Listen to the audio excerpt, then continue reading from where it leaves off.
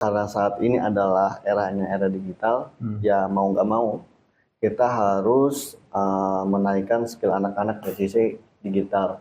Bahkan bukan cuma itu aja, dengan adanya teknologi saat ini, digital saat ini, guru-guru juga dituntut untuk memahami masalah itu, masalah digital. Bahkan guru-guru yang senior, gitu ya, kasarnya senior, jika saat ini tidak mau belajar tentang keberadaan digital, ya mereka akan tertinggal. Nah, khususnya kalau misalkan di jenjang SMP, dari sisi pembelajaran digital, itu cukup yang dipahami basic-basicnya aja. Gitu. Tapi untuk yang SMA, kita lebih menjurus ke kejuruan. Gitu. Dan saat ini juga sudah berjalan, gitu, tiap hari kita memberikan waktu anak-anak kurang lebih 1 jam untuk materi khusus tentang digital, mulai dari basic sampai nanti ke sesuai yang mereka inginkan. Jika mereka larinya ingin ke desainer, ya mereka akan diarahkan ke desainer. Jika mereka larinya ke programmer, akan diarahkan juga ke programmer, seperti itu. Karena jika tidak diimbangi dengan skill digital saat ini, sangat disayangkan, karena ketika anak-anak keluar, walaupun statusnya santri, kan nggak mungkin juga langsung jadi kiai gitu kan. Tidak sedikit anak-anak yang setelah hatam office gitu ya, mereka sudah nyerah gitu kan ya, karena tidak mau melanjutkan. Tapi tidak sedikit juga anak-anak yang setelah diedukasi tentang masalah aplikasi office, mereka akan lanjut ke aplikasi desainer seperti Canva gitu kan ya.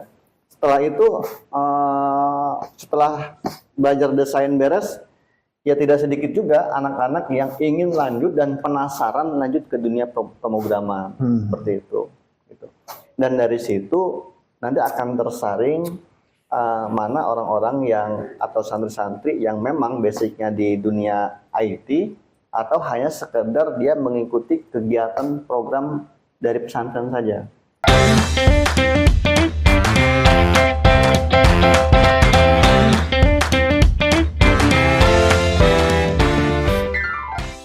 Halo kawan-kawan, Assalamualaikum warahmatullahi wabarakatuh. Kembali lagi dengan saya Ilalang di acara kebanggaan kita bersama. Akhirnya kita syuting lagi kawan-kawan di Ngobdul atau Ngopi Dulu. Nah, kali ini kita sudah berada sebenarnya di Ngobdul Season 2 kawan-kawan. Nah, di Ngobdul Season 2 ini kita akan lebih banyak lagi berinteraksi dengan orang-orang hebat yang akan banyak menginspirasi kita lewat tayangan-tayangan video kita kawan-kawan. Nah, sebelum itu seperti biasa, kita akan berkenalan langsung dengan sosok yang kita undang hari ini, kita hadirkan hari ini. Tapi biasanya memang kita sudah berbincang dulu mengenai topiknya ya. Tapi kali ini kita akan surprise saja, apa saja yang akan kita tanyakan. Tapi yang pasti beliau ini adalah sosok pendidik, cluenya itu sosok pendidik dan masih muda dan punya banyak prestasi pastinya. Kita berkenalan dulu aja. Akang silahkan mungkin kenalan ke kawan-kawan Ngobdul dulu. Assalamualaikum warahmatullahi wabarakatuh. Waalaikumsalam warahmatullahi wabarakatuh. Apa aja yang perlu dikenalkan? Nama yang pasti yang pertama. Oke, nama saya Saifuddin atau biasa yang dikenal dengan Kang Aep kalau di ruang lingkup pendidikan. Kang Aep ya? Ya, Kang Aep. Kalau jabatan apa sekarang di wilayah pendidikan Kang Aep ini?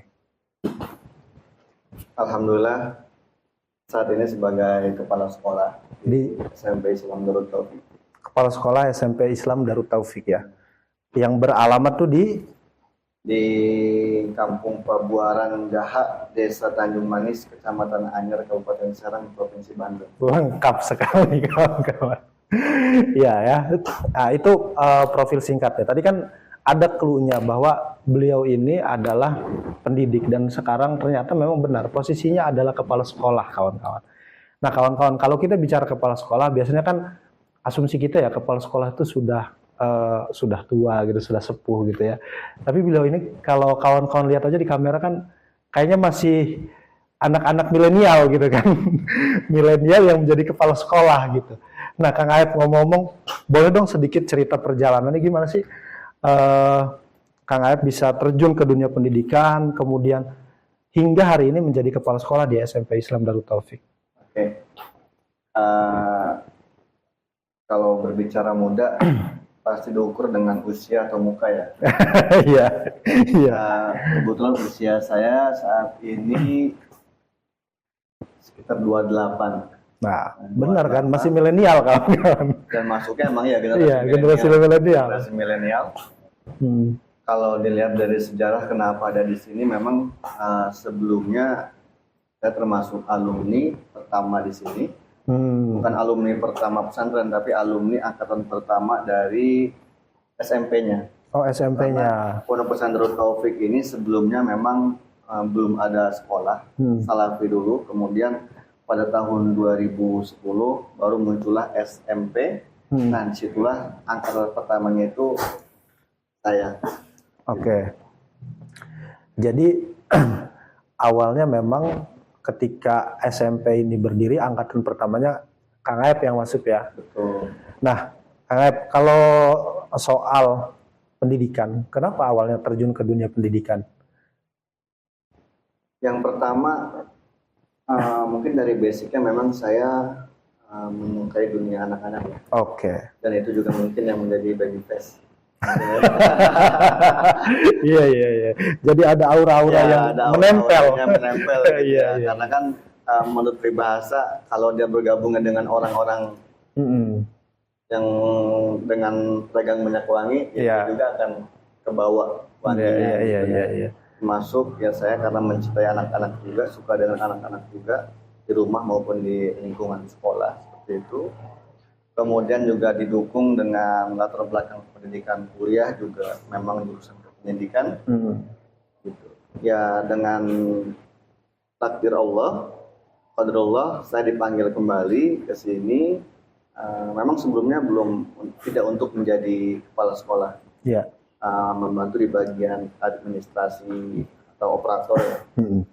Kemudian jeda 2 tahun baru diangkat oleh pimpinan beserta keluarga dan ketua yayasan untuk diamanahi sebagai kepala sekolah.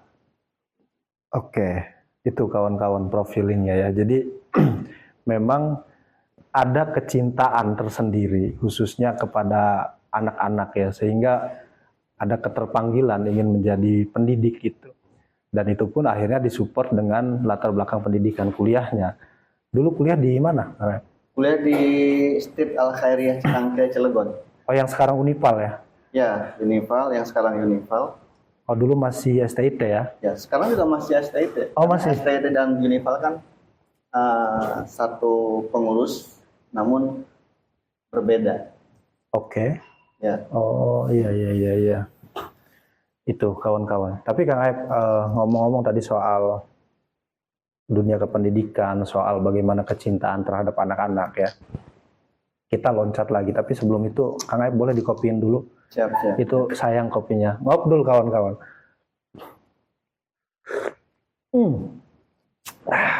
Pahit. Sangat-sangat pahit. Tapi memang dari pahit memang pasti ada manis. Tapi ngomong-ngomong, Kang Aep itu asli Anyar apa perantau sebenarnya? Kalau saya asli lahir di Lampung, tepatnya di Desa Kelawi, Kecamatan Bakauheni ya, Lampung. Pada tahun 2008 orang tua saya mengirim ke sini setelah lulus SD di Pesantren Kami Darut Taufik. Kemudian kuliah di Cilegon, kemudian dipanggil ke sini sebagai operator itu awalnya. Kemudian sampai punya istri orang Anyer. Oke. Alhamdulillah sekarang udah punya anak 2 walaupun masih muda. Padahal tadi belum tak mau tanya itu ya. Masih banyak ini para milenial, ini Bapak ini sudah beristri atau belum ya? Tadi sudah dibocorkan kawan-kawan ya. Yeah. Jadi beliau walaupun baby face sudah ya alhamdulillah sudah punya keluarga dan punya anak 2 ya. OTW 3 malah mungkin ya. Insyaallah. Itulah kawan-kawan. Jadi beliau sebenarnya bukan orang sini, orang Lampung, tapi kemudian ada di sini dan berkarir di sini di Anyer. Tapi ngomong-ngomong kok bisa orang tua ngasih dilempar ke sini. Ya. Mungkin orang tua dulu itu punya ikatan dengan saudara-saudara yang di sini. Oh, ada saudara Ada di sini. saudara juga, ada saudara yang di sini, kemudian juga ada tetangga yang di sini, ditambah juga tetangga memberikan motivasi untuk bisa mondok di sini. Akhirnya ya saya terbawa ke sini. Oke. Karena nyebrang pulau kawan-kawan ya. Iya, betul. Dari Sumatera kemudian ke Banten ini gitu ya.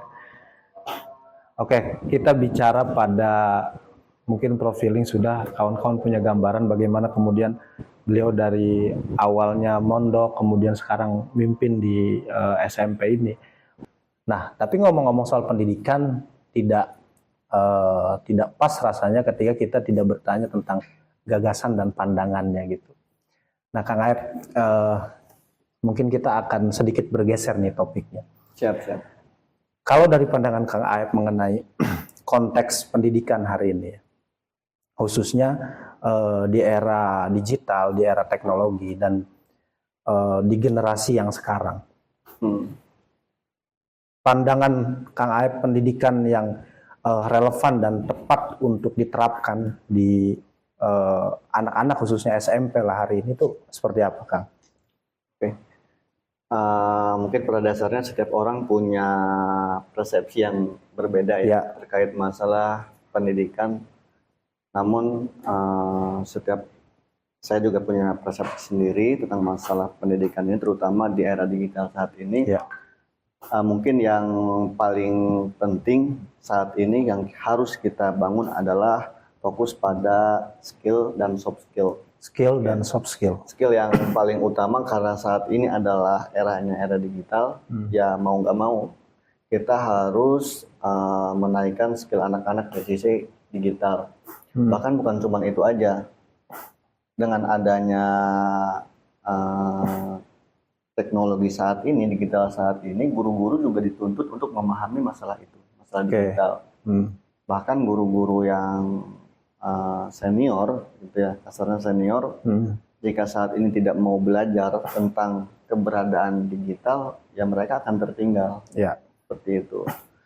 Namun juga tak lupa tentang masalah soft skill, gitu. Khususnya di dunia pesantren, yang alhamdulillah soft skill ini juga menjadi basic utama kenapa anak harus dipesantrenkan, gitu. Karena banyak sekali soft skill di luar sana itu yang sangat sulit ditemukan, gitu. Ya seperti tentang masalah keperilakuan anak, gitu. Ya memang mungkin pandangan orang terhadap pesantren juga banyak negatif atau positifnya, gitu kan ya. Tapi kalau kita lihat ya banyak positifnya. Seperti itu. Jadi kolaborasi antara digitalisasi dan kebutuhan juga tadi karakter building ya, bagaimana bukan hanya pendidikan formal tapi anak-anak juga harus dilibatkan dalam lingkungan yang lebih religius, khususnya adalah pesantren itu ya, Kang Aep. Nah, kalau Kang Aep sendiri melihat bagaimana sih anak-anak ini semestinya, selain daripada apa yang disampaikan tadi soal digitalisasi, soal pesantren gitu ya, harapan mereka ketika mereka setelah lulus itu apa sih sebenarnya yang ingin dituju gitu ya, khususnya oleh SMP Darut Taufik lah kita bilang. Kalau di pesantren, kita kan bicara di sini pesantren ya, dulu di Darut Taufik ini itu kan terdiri dari SMP dan SMA gitu. Nah, di dalam pelajaran tersebut kita ada yang prioritas dan ada yang lebih prioritas lagi gitu. Nah, khususnya kalau misalkan di jenjang SMP dari sisi pembelajaran digital itu cukup yang dipahami basic-basicnya aja, gitu. Tapi untuk yang SMA kita lebih menjurus ke kejuruan, gitu. Dan saat ini juga sudah berjalan, gitu. Tiap hari kita memberikan waktu anak-anak kurang lebih 1 jam untuk materi khusus tentang digital, gitu. Mulai dari basic sampai nanti ke sesuai yang mereka inginkan. Jika mereka larinya ingin ke desainer, ya mereka akan diarahkan ke desainer. Jika mereka larinya ke programmer, akan diarahkan juga ke programmer, seperti itu. Karena jika tidak diimbangi dengan skill, digital saat ini sangat disayangkan, karena ketika anak-anak keluar, walaupun statusnya santri kan nggak mungkin juga langsung jadi kiai gitu kan.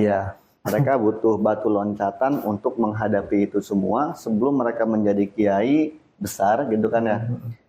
Mereka ada pengalaman-pengalaman yang bisa mereka lewati setidaknya dari ilmu digital tersebut gitu. Ya apalagi saat ini perusahaan mana yang nggak butuh orang yang mahir di bidang digital, pasti paham gitu. Digital dan IT itu ya? Iya betul, seperti itu.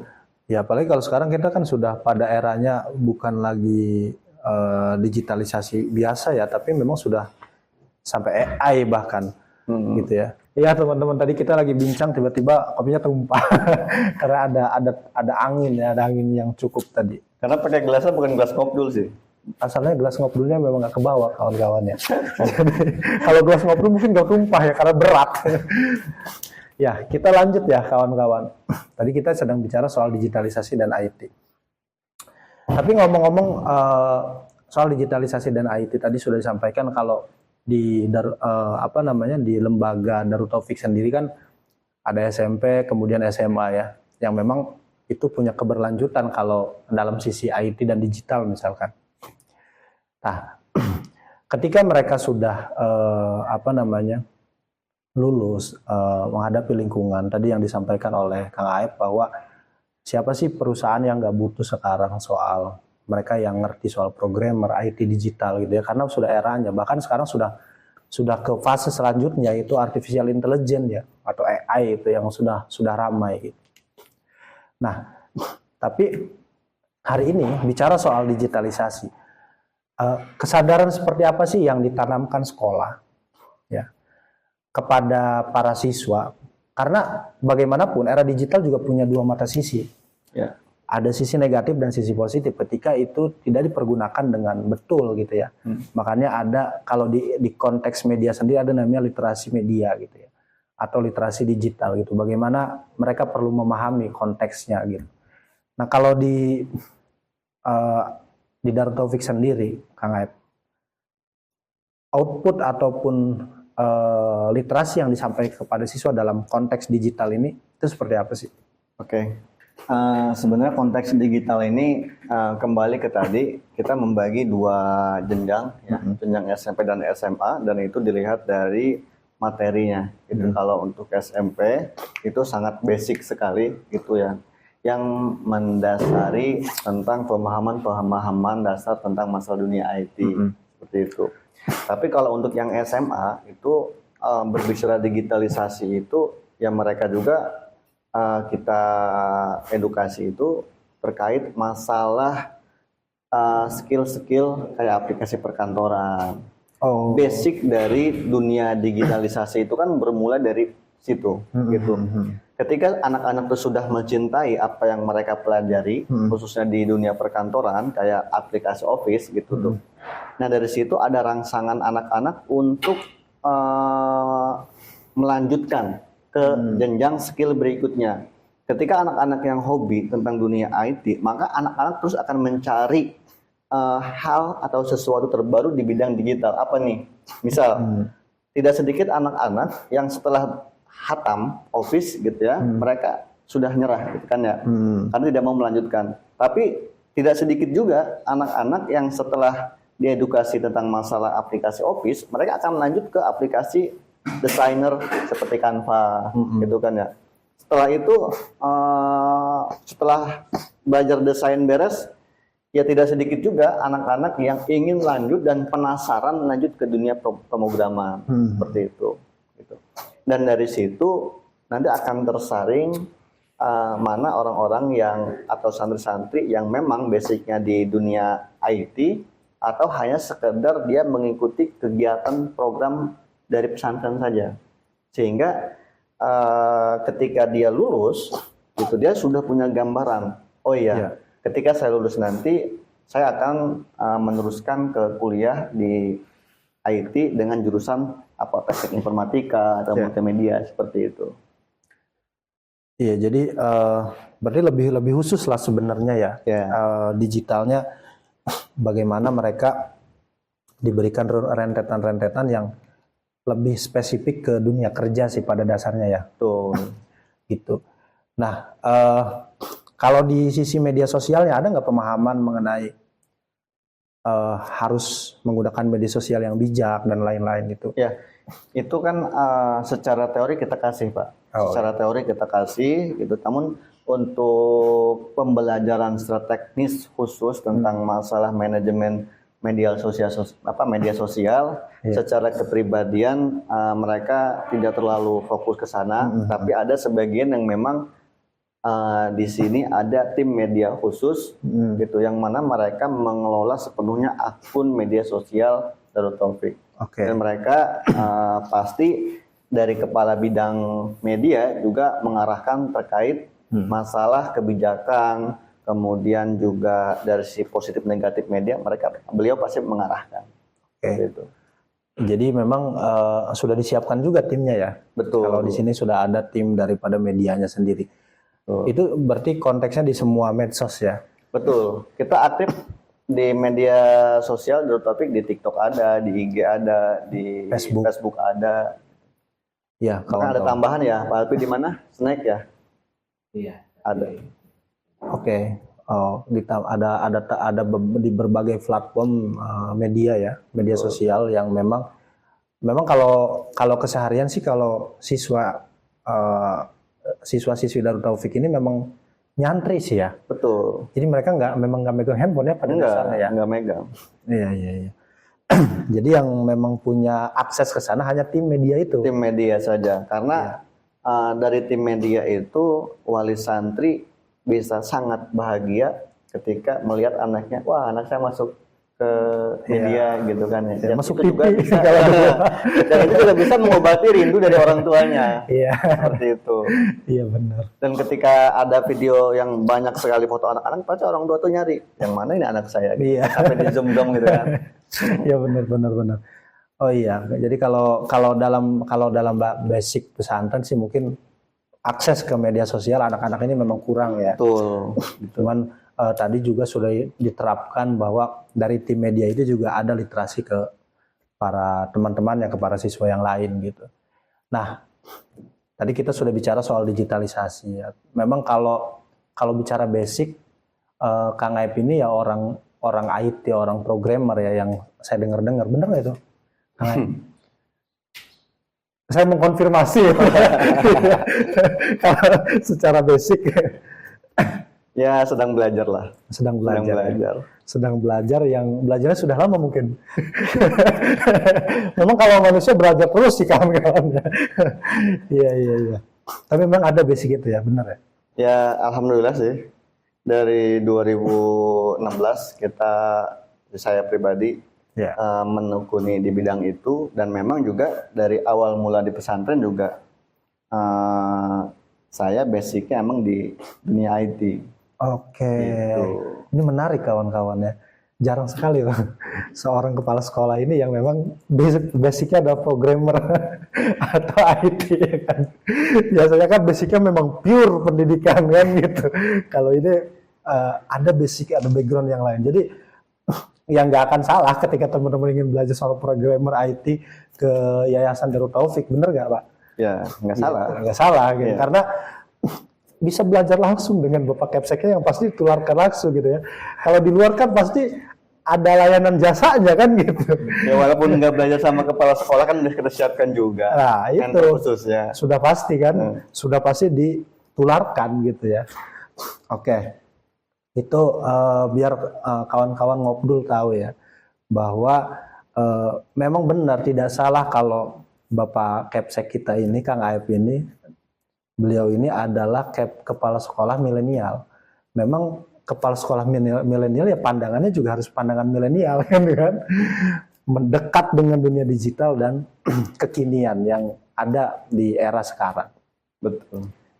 Oke, kita bicara dunia pendidikan ini kan tarik mundur maju mundur banyak sekali ruangnya ya kan. Betul. Tapi ada pertanyaan pamungkas saya sebenarnya. Siap.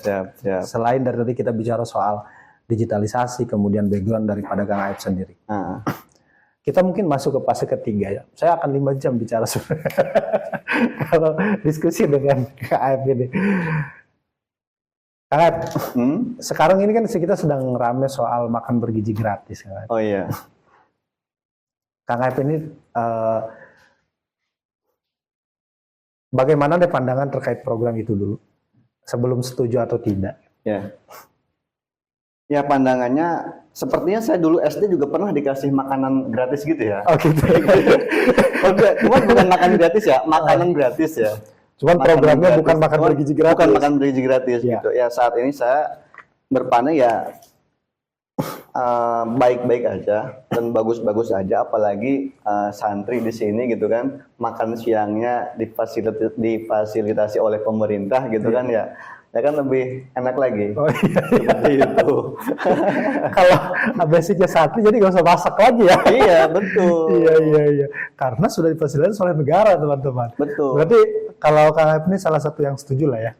Setuju juga gitu, karena ya itu juga menjadi nanti harapan santri gitu ya. Ya mungkin yang biasanya makannya dengan sate gitu kan ya. Kemudian makannya sate tahu kan ya? Sayur tempe. Dan gorengan atau ya walaupun di sini ya nggak tiap hari gitu, makan daging, tapi setidaknya itu menjadi harapan santri bahwa ada yang diharapkan ketika siang hari itu, wah nanti siang makan apa ya gitu kan. Iya. Tentang masalah makanan itu kan sesuatu hal yang menarik atau menjadi hal yang bahagia untuk santri. Iya. Gitu. Ya pengalaman kita dulu lah ketika menjadi santri. Tapi ya juga ya kalau santri. Ya harapannya semoga kita juga dapat ya. Jadi tidak repot-repot masak kalau sih. Iya, betul. Sudah disiapkan oleh negara ya. Ya itu sisi daripada positifnya makan bergizi gratis ini. Betul. Ya. Tapi kalau informasi sejauh ini untuk daerah Anyer sendiri sudah ada info belum? Belum ada sih. Belum ada ya. Belum ada.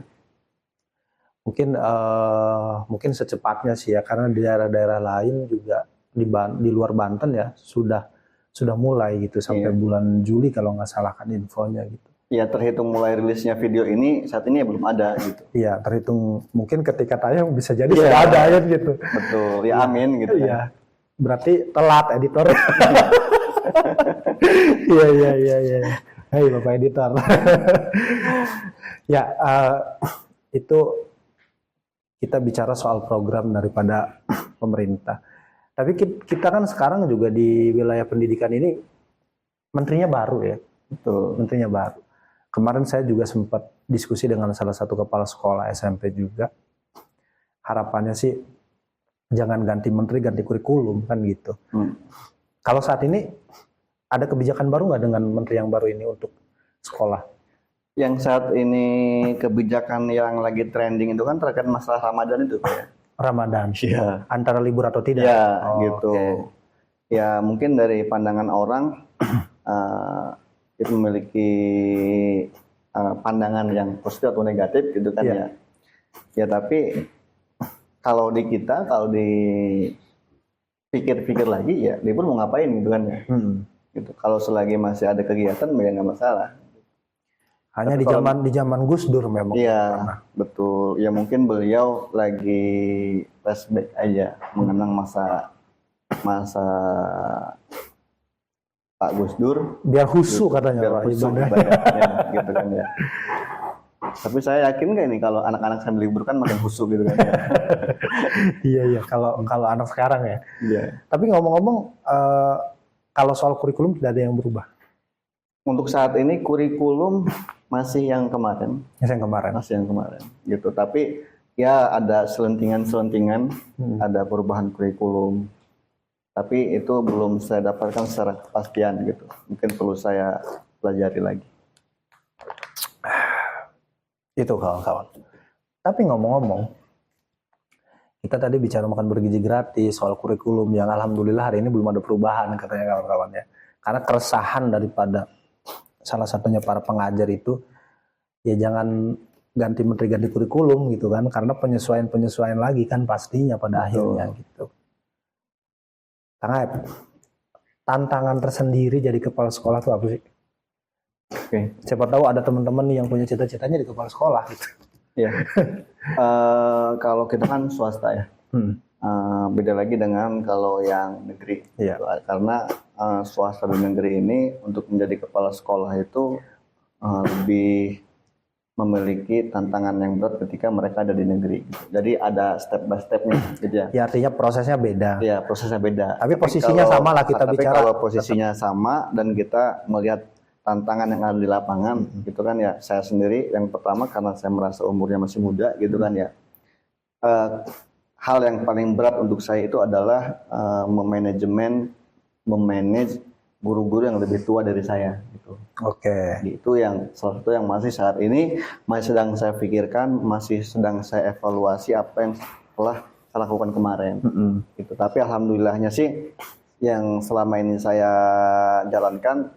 Ya beliau-beliau juga menerima, memahami, sehingga apa yang saya sampaikan juga mereka laksanakan seperti itu.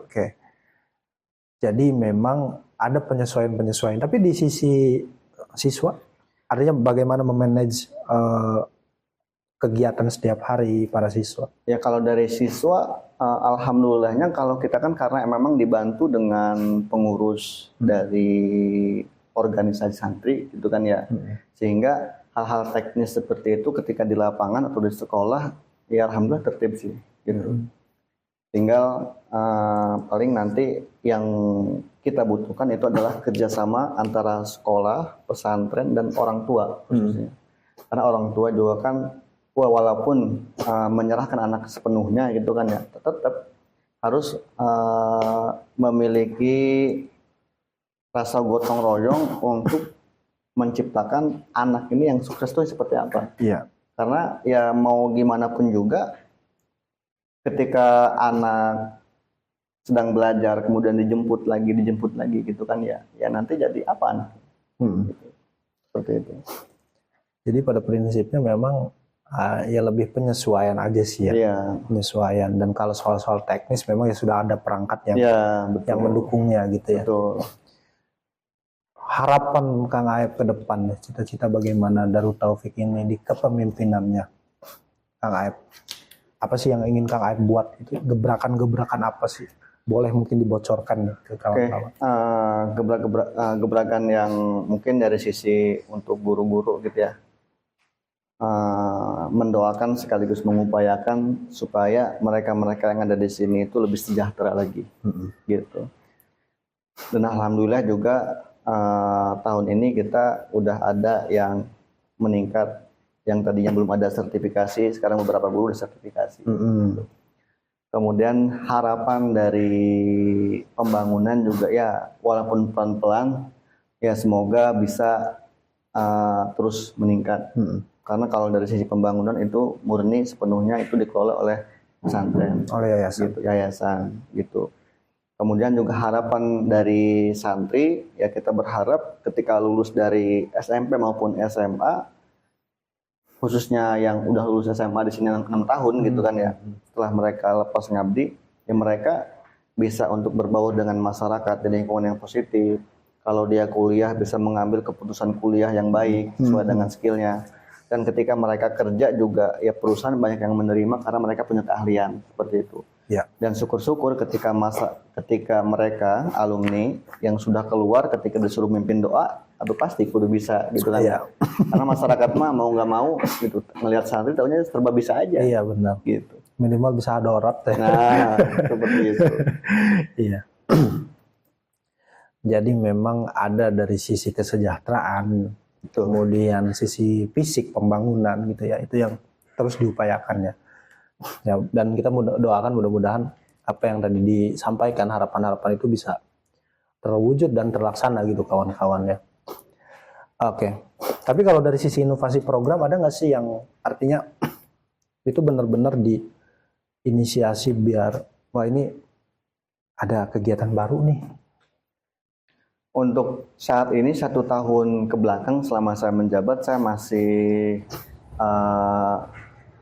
melihat dan memantau sehingga bisa menjadi evaluasi kegiatan mana yang perlu saya prioritaskan. Seperti itu. Termasuk juga saya juga nggak lepas komunikasi, berkolaborasi dengan pihak yayasan terkait masalah apa saja yang dibutuhkan, itu kan ya, terutama dari sisi digitalisasi, dan itu juga saat ini yang sedang digencarkan oleh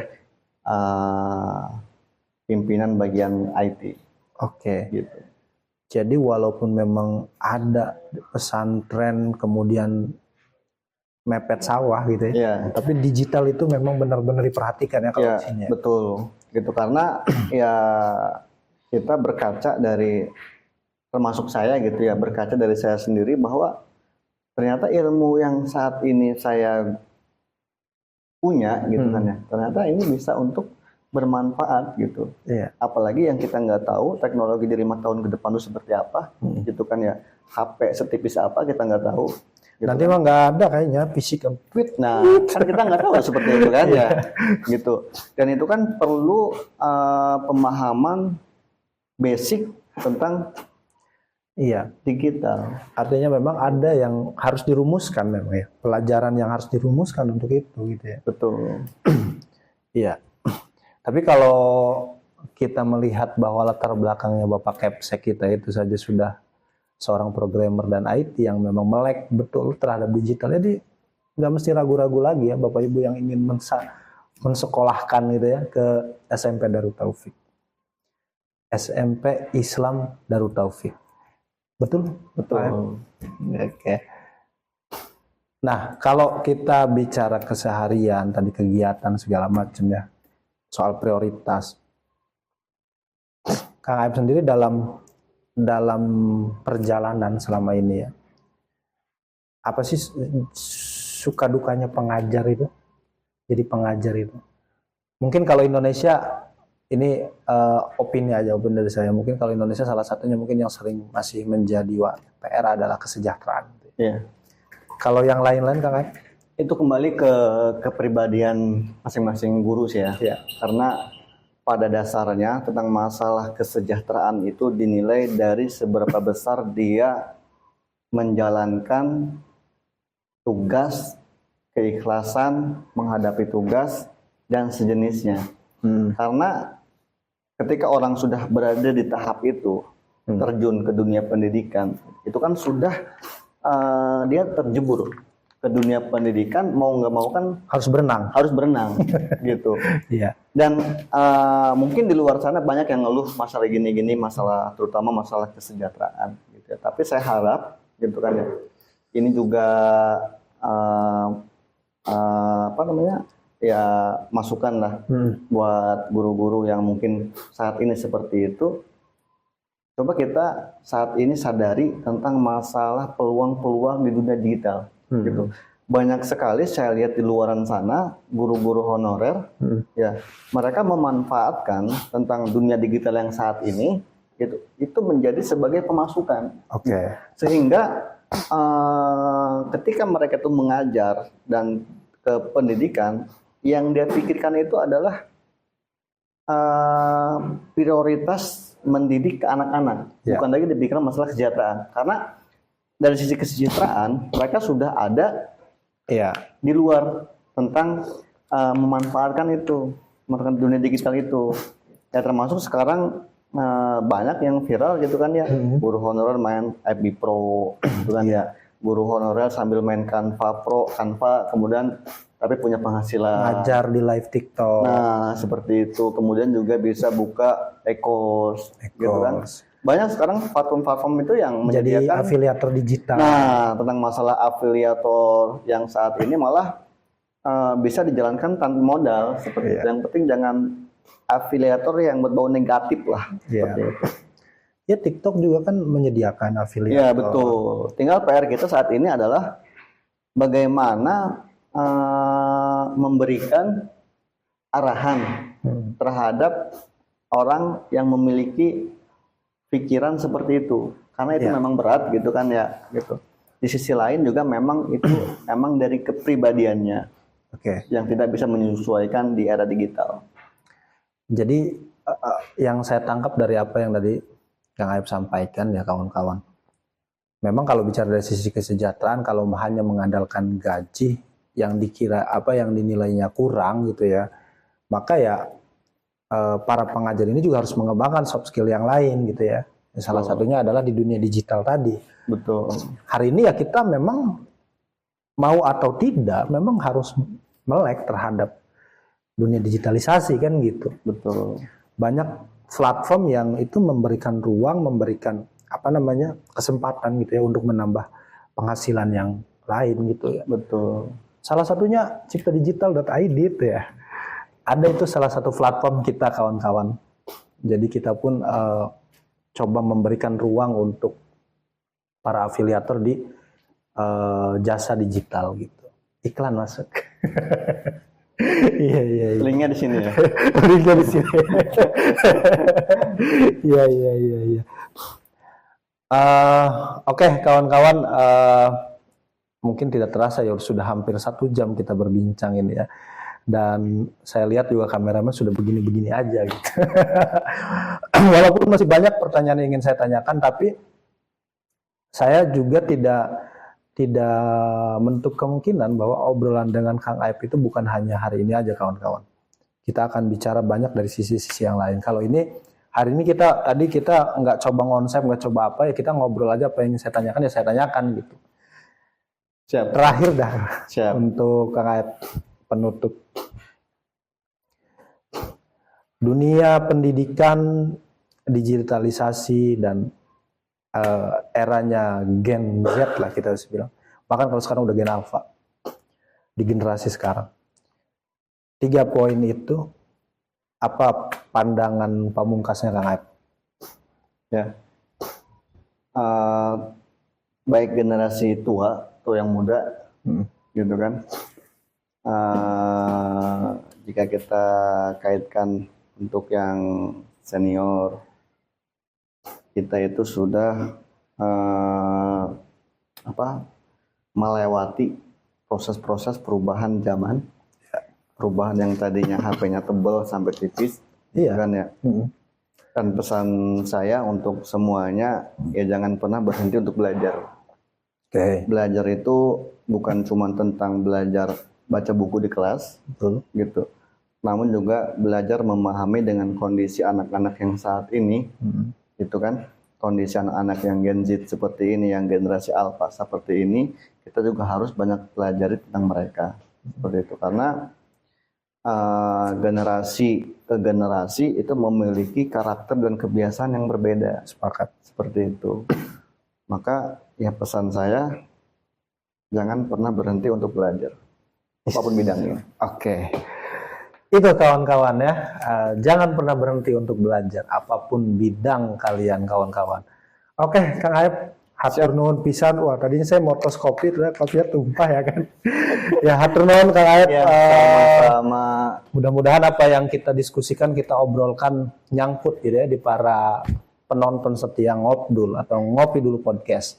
Oke kawan-kawan, mungkin itu pertemuan kita kali ini di Ngobdul season 2. Kita bicara season 2 lah ya, karena season 1 kemarin sudah tutup di tahun 2024.